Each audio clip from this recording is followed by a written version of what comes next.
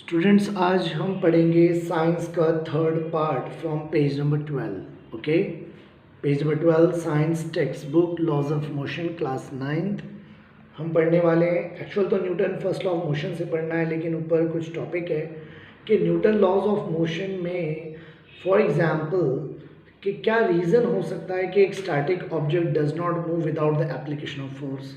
मतलब एक चीज़ अगर है और रुका हुआ है ये पेन इधर, तो ये रुकी हुई चीज़ मूव जब तक नहीं करेगा जब तक कोई फोर्स इस पर अप्लाई नहीं होता है। अगर मैं फोर्स अप्लाई करूँगा तो ये मूव करेगा।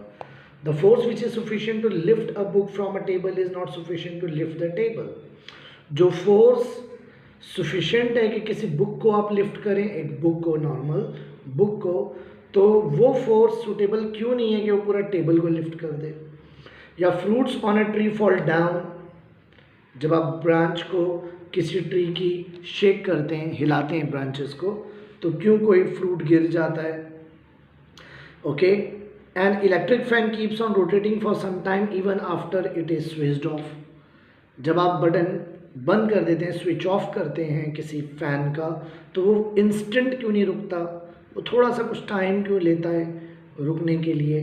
तो अगर इन सारे रीजंस को आप देखेंगे तो we realize that objects have some inertia. इसके अंदर एक फिजिकल फिनोमिना है जिसे इनर्शिया कहते हैं। इनर्शिया क्या होता है? Physical force that keeps things, एक ऐसा फिजिकल फोर्स जो किसी भी चीज़ को रखता है वेयर दे आर, जहाँ वो है, या अगर वो मूविंग है तो in the direction they are travelling.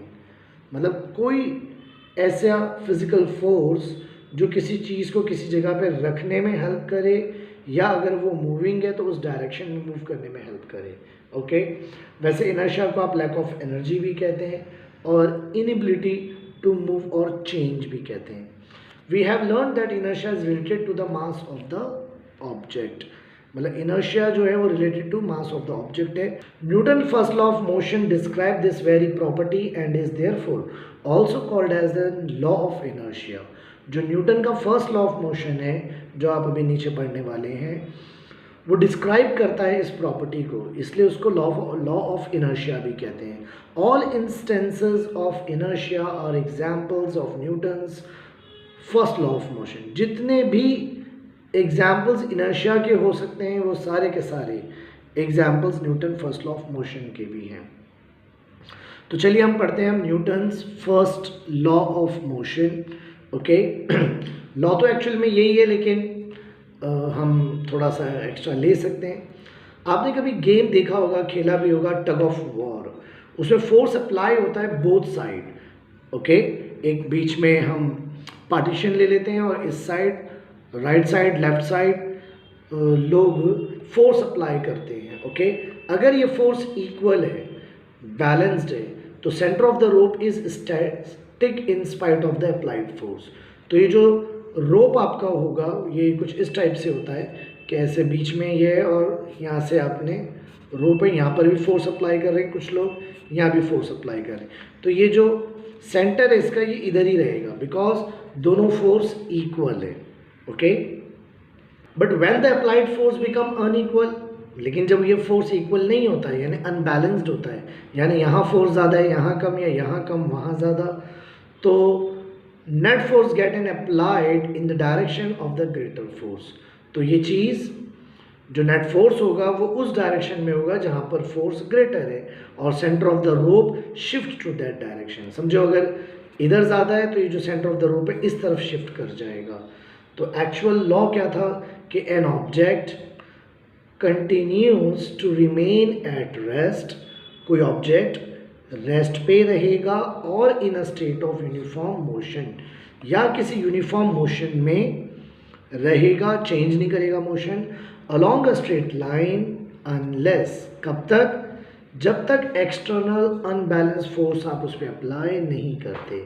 यानी कोई भी चीज़ रुकी हुई रहेगी कब तक? जब तक आप एक एक्सटर्नल फोर्स अप्लाई नहीं करते, या कोई भी चीज़ आपकी यूनिफॉर्म मोशन में रहेगी जब तक, और उसका यूनिफॉर्म मोशन चेंज नहीं होगा जब तक आप उस पर कोई एक्सटर्नल फोर्स अप्लाई नहीं करते। ओके, एक ऑब्जेक्ट रेस्ट पर है तो यूनिफॉर्म मोशन है अलोंग अ स्ट्रेट लाइन, और ये डज नॉट, देखिए इसका मतलब ये नहीं है कि उस पर कोई फोर्स अप्लाई नहीं है, फोर्स है बट rested still या यूनिफॉर्म मोशन में along a straight line. Okay, actually there are a number of forces acting on it. बहुत सारे forces हैं जो act करते हैं but they cancel one another. लेकिन बहुत सारे ऐसे force हैं जिसको वो cancel out करता है so that the net force is zero. Newton first law explain the phenomena of inertia. Newton first law ने हमें इनर्शिया के बारे में बताया था, यानी inability of an object to change its states of motion by its own. मतलब एक किसी भी ऑब्जेक्ट की इनएबिलिटी कि वो चेंज करे अपनी स्टेट को, स्टेट ऑफ मोशन को ऑन इट्स ओन, खुद से नहीं कर सकती. It also explain the unbalanced forces which cause a change in the state of an object at rest और uniform.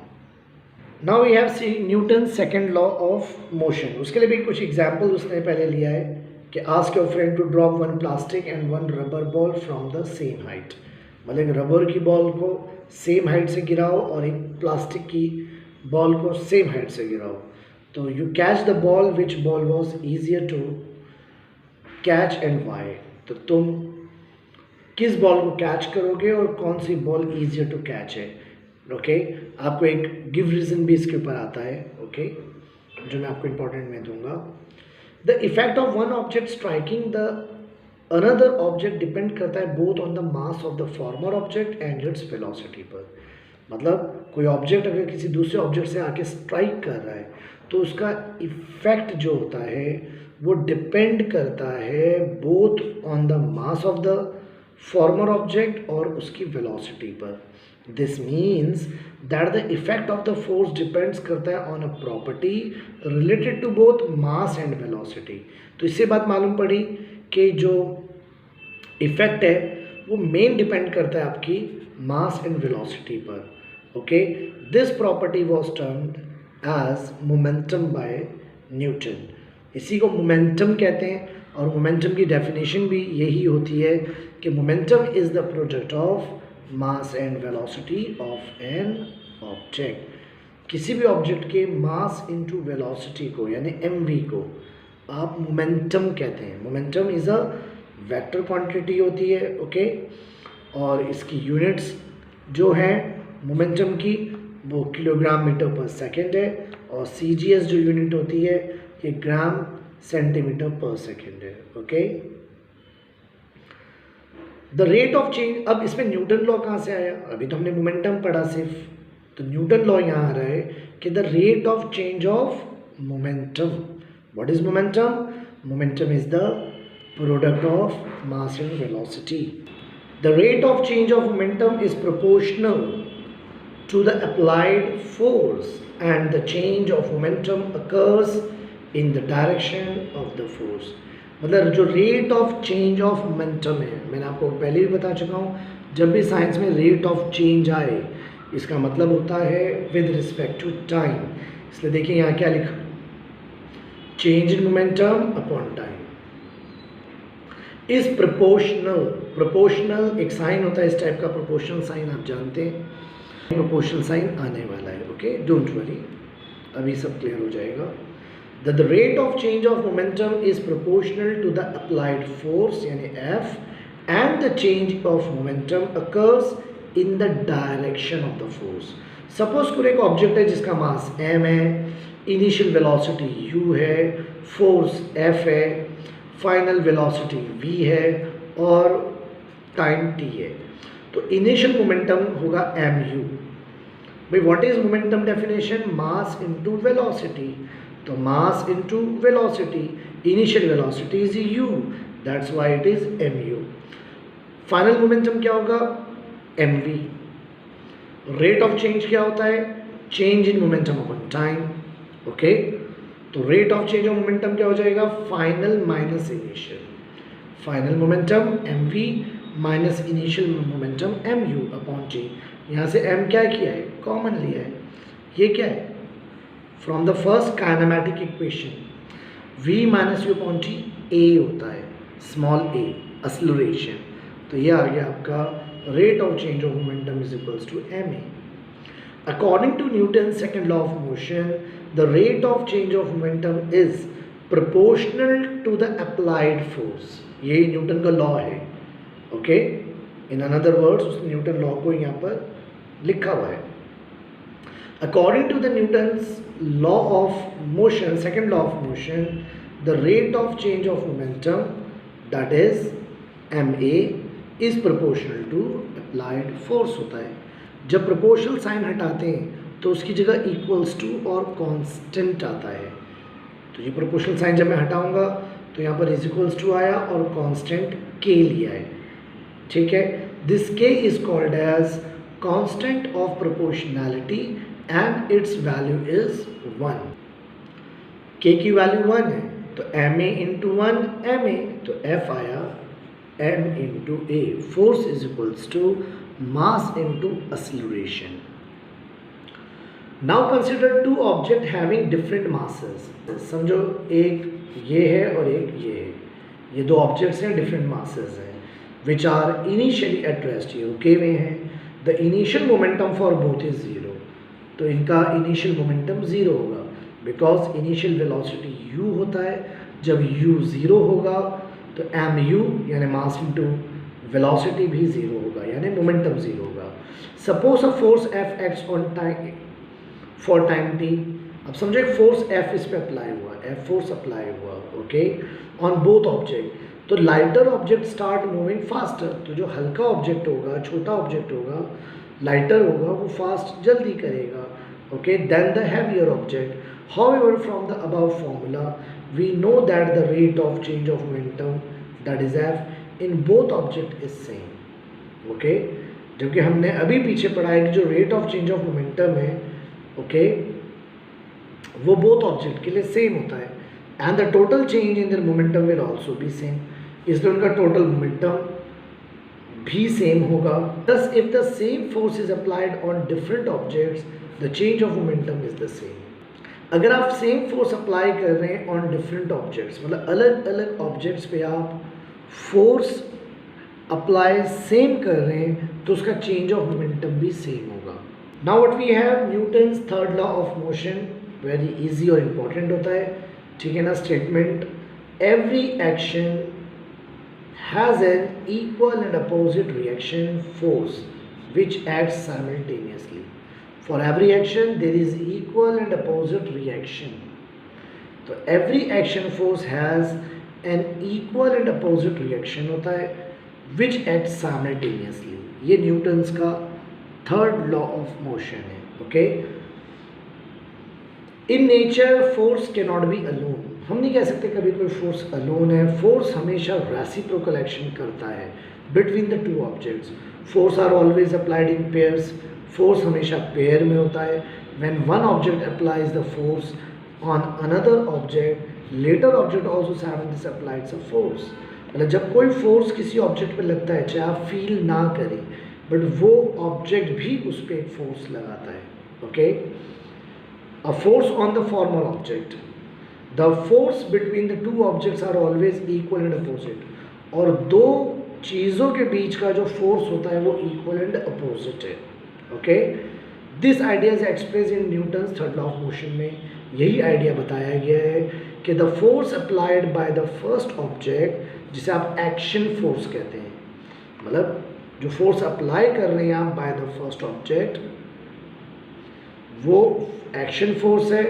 While the force applied by the second object, जो second object force apply कर रहे हैं उसे आप reaction force करते हैं. Action force, reaction force.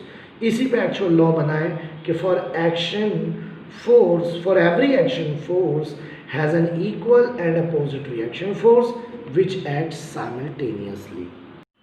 Now we have laws of conservation of momentum.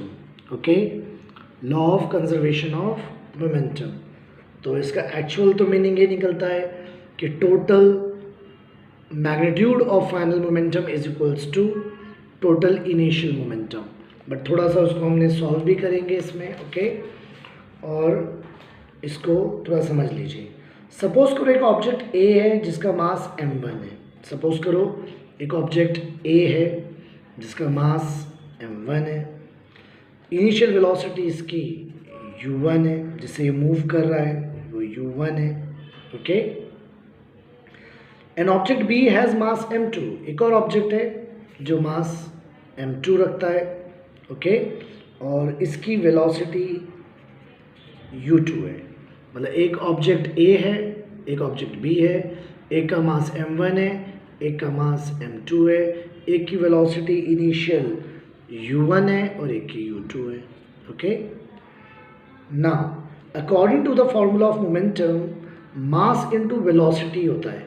According to the formula for momentum initial momentum a जो है वो m1 u1 है और जो b है वो m2 u2 है। m1 u1 and m2 u2, क्योंकि मोमेंटम होता है मास इनटू वेलोसिटी, मास इनटू वेलोसिटी। तो फर्स्ट के लिए m1 u1 और सेकंड के लिए m2 u2। सपोज करो दीज टू ऑब्जेक्ट्स कोलाइड, अब ये दोनों आपस में कोलाइड, इनमें कोलिजन हो रहा है, अगर टकरा रहे हैं, तो let the force on a due to b is f1। तो जो फोर्स ऑन a है ड्यू टू b वो f1 है। This force will cause acceleration in a and velocity is v1। अब ये था initial velocity u1, but because of this force अब मेरे पास v1 है फाइनल वेलोसिटी। ओके, v1, तो मोमेंटम क्या हो जाएगा m1 v1। तो जैसे आपने सब 1 के लिए यहाँ किया है, सिमिलरली अब 2 के लिए भी होगा। जैसे कि according to the Newton third law of motion for every action there is equal and opposite reaction, तो a also exert equal and opposite force on b। Okay, this will cause a change in the momentum in b। तो उसकी velocity हो जाएगी after collision v2, तो हो जाएगा m2 v2। Force क्या है, दोनों फोर्स सेम है, F2 is equals to F1, but वो अपोजिट है, that's why minus F1। Okay, इसके आगे जो है वो थोड़ा सा कैलकुलेशन है जो मैं आपको बुक पे करके दे रहा हूँ। Okay, now F2 is equals to minus F1। What is F2? M2 A2। F क्या होता है? F होता था ना, F is equals to MA, but F2 है तो ये भी M2 A2 होगा, और माइनस F1 होगा M1 A1। ठीक, ओके। नाउ M2 A2 की वैल्यू क्या है? A2 की वैल्यू है V2 minus U2 upon T। फिर वही बात, काइनेमेटिक इक्वेशन से आ रहा है, और काइनेमेटिक इक्वेशन आपको हम पहले दे चुके हैं। माइनस M1, अब ये 1 का केस है तो V1 U1 T। Sir T क्यों T1 T2 नहीं लिया आपने? ना, T कांस्टेंट है, T आपका कांस्टेंट है, तो M2 A2 की जगह आएगा V2 minus U2 by T equals to minus M1 की जगह M1, A1 की जगह आएगा V1 minus U1 upon T। Okay, अब इसको जो मेथड आता है आप करें, बस आपको करना ये है कि इसके अंदर मास एंड वेलोसिटी यानी m और v वन साइड होना चाहिए और m और u वाला वन साइड होना चाहिए। तो सबसे पहले तो ये डिनोमिनेटर कैंसिल हो सकता है, यह आएगा m2 v2 minus m2 u2 minus m1 v1 multiply, bracket open कर रहा हूँ, जस्ट ब्रैकेट ओपन कर रहा हूँ। Okay, minus minus plus m1 u1।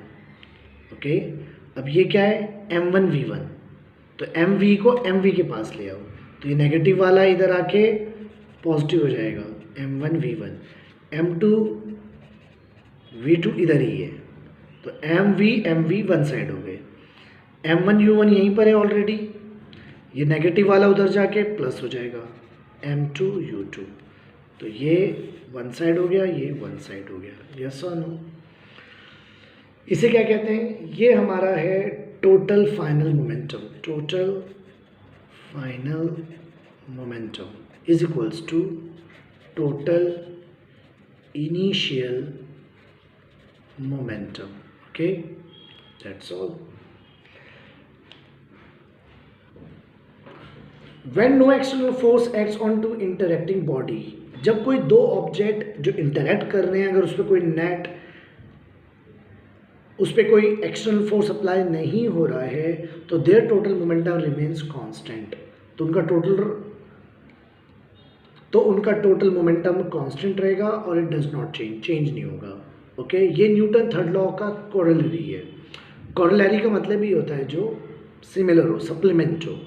और व्हेन टू ऑब्जेक्ट्स कोलाइड, लेकिन जब कोई दो चीज़ें कोलाइड होते हैं, टकराते हैं, तो total momentum before collision is equals to total momentum after collision होता है। ओके, जो ऊपर आ चुका है।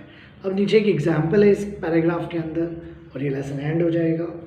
आप चाहें तो एग्जाम्पल ले सकते हैं, मैं थोड़ा एक्सप्लेन कर देता हूँ आपको। ओके, एक्चुअल में ये जो कुछ भी यहाँ एग्जाम्पल आ रहा है ये आपको न्यूमेरिकल में काम आएगा। In order to understand this principle, कौन सा प्रिंसिपल? जो हम law of conservation of momentum पढ़ रहे हैं। Let us consider the example of a bullet fired from a gun. एक होती है गन जिसके अंदर होती है बुलेट। गन का अपना मास होता है, बुलेट का अपना मास होता है। ओके, तो when a bullet of mass m1 mass bullet का है, गोली का है, is fired from a gun of mass m2, और उस गन का मास m2 है, तो उसकी वेलोसिटी v1 होगी। मतलब m1 बुलेट का मास है, जो गन के मास m2 में है, उसकी वेलोसिटी v1 होगी और उसका मोमेंटम m1 v1 होगा। Y m1 v1? Because momentum क्या होता है? Mass into velocity. Before firing the bullet both the gun and the bullet are at rest. जब तक हमने फायरिंग नहीं किया था, ट्रिगर नहीं दबाया था, तब तक गन और बुलेट दोनों एट रेस्ट यानी रुके हुए थे। And hence the total initial momentum is 0, इसलिए उनका इनिशियल मोमेंटम 0 था। According to the above law the total final momentum also has to be 0, क्योंकि अभी हमने बोला ना initial is equals to final होता है। Thus the forward moving bullet causes the gun to move backward after firing। इसलिए आपने देखा होगा जब कोई फायरिंग होती है तो बुलेट, तो गन थोड़ा सा पीछे की तरफ एक झटका लगता है, उसमें पीछे की तरफ मूव करती है, रिकॉइल करती है। The backward motion of the gun को ही रिकॉइल कहते हैं। ओके, और इसकी वेलोसिटी v2 रिकॉइल वेलोसिटी है। गन का मास m2 है, तो उसके रिकॉइल होने की वेलोसिटी v2 होगी। ओके, तो जब आप गन में बुलेट होती है और फायरिंग नहीं होती है तो वहाँ पर वो 0 है, लेकिन जब बुलेट ट्रिगर होती है और वो बाहर आती है तो आफ्टर फायरिंग जो गन है उसको पीछे की तरफ एक बैकवर्ड एक झटका समझ लीजिए। इसलिए आपने देखा होगा कि गन चलाते वक्त सोल्जर्स लोग भी शोल्डर पे रख के उसको लगा दें ताकि वो उसके उस रिकॉइल वेलोसिटी को सहन कर सके, उन्हें लग ना जाए। अगर चेस्ट के पास रख के गन चलाएंगे, ऐसा मूवीज़ में होता है। ओके, कि कैसे भी गन चला रहे हैं और बच्चा भी चला रहा है और बड़ा भी चला रहा है। ओके, तो ऐसा नहीं होता है। अगर गन को आप चेस्ट के पास रख के चलाएंगे तो जब रिकॉइल वेलोसिटी होगी वो चेस्ट पे लगेगा, आपको इंजरी हो सकती है, आपको प्रॉब्लम हो सकती है। The velocity of recoil v2 है, तो इसमें एक फॉर्मूला कह लें या कुछ भी है, मतलब एक रिलेशन आ रहा है। एक रिलेशन आ रहा है m1 v1 plus m2 v2 0, तो यहाँ से v2 का एक फॉर्मूला फॉर्म हो रहा है जो कहीं काम आया तो देखेंगे। Okay, so this is all about your lesson. इसका हम न्यूमेरिकल सेपरेटली करेंगे। इसको मैंने आपको 3 पार्ट में करा दिया है और मैं अब इसमें से मार्किंग दे रहा हूँ। लेसन तो बड़ा है, इसमें जो डेरिवेशन है वो एक्सरसाइज में क्वेश्चन नहीं है। ओके, तो वो डेरिवेशन कैसे आपको, मैंने वहाँ तो आपको लिख के भी समझा दिया है, वो आप प्रैक्टिस कर सकते हैं। ठीक है, तो गिव रीज़न में ए, सी और डी इम्पॉर्टेंट है, ए सी डी इम्पॉर्टेंट है और मैं बहुत जल्दी ही आप इसको प्रिपेयर करें तो मैं बहुत जल्दी ही आपको न्यूमेरिकल की एक वीडियो बना के सेपरेटली डाल दूंगा, तो लेसन कंप्लीट हो जाएगा। Okay, thank you.